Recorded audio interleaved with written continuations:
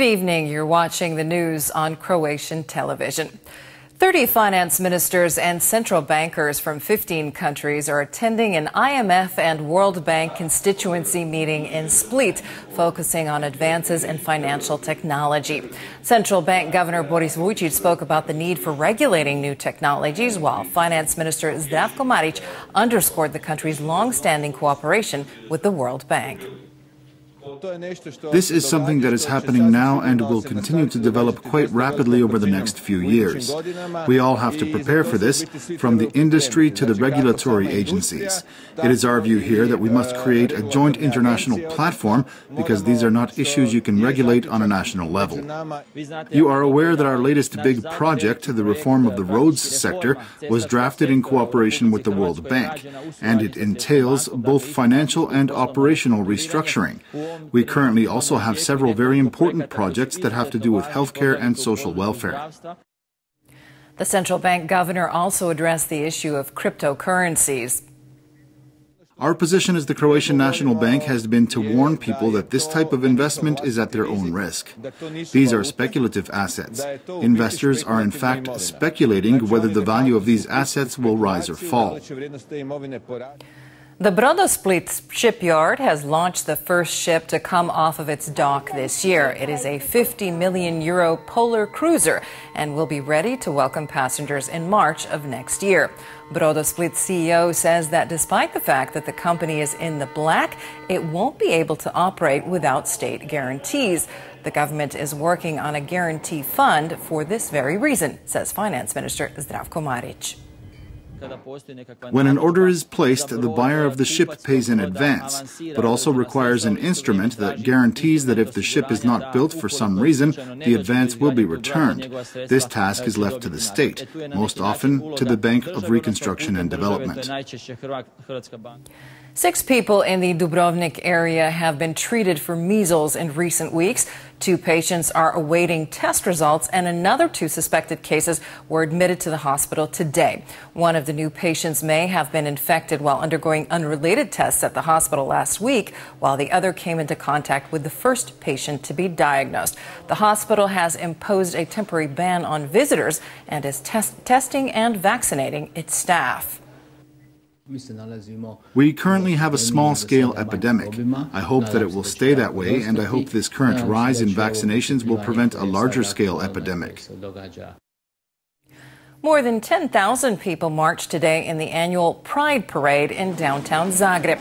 Turnout this year was particularly strong. Many LGBTQ rights supporters say that it is partly in response to the rise of the conservative movement in Croatia and its recent effort to repeal the Istanbul Convention.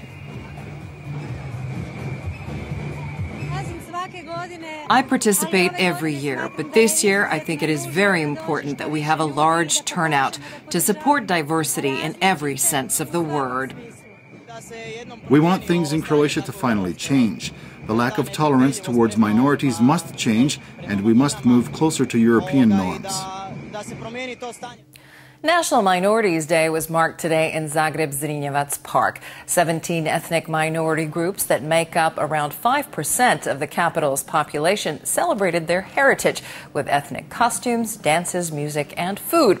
Minority representatives expressed concern about the recent effort to curtail the rights of national minorities by referendum to change the country's election law.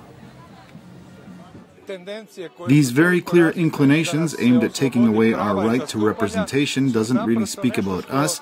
It speaks about something that is very bad for Croatian society, which is going to come to a head very soon.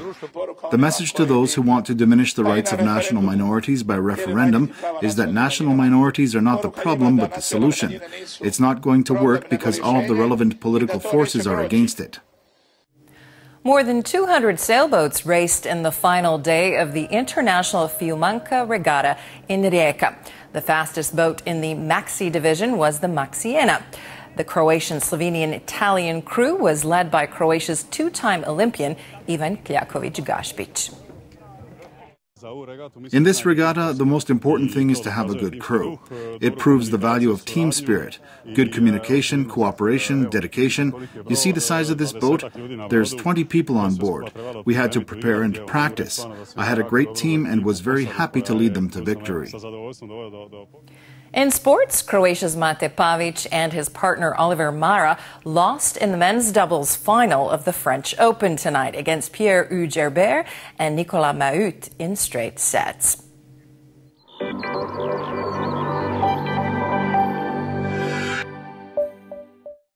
Tomorrow's forecast calls for mostly sunny skies. There may still be a few scattered showers and thunder showers in the morning, but conditions should be stable by midday.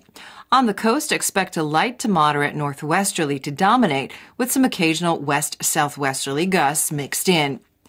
Morning lows will range from 13 to 18 degrees in the interior and from 17 to 22 on the Adriatic. The day's highs will be between 25 and 30 degrees. More stable weather is expected at the beginning of the new week. It will be sunny and very warm in the interior.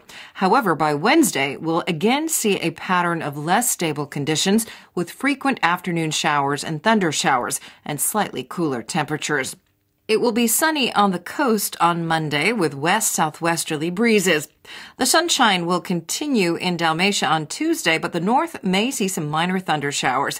Less stable and slightly cooler weather is expected on Wednesday and Thursday. A southeasterly wind will pick up on Tuesday and shift to a west-southwesterly on Wednesday.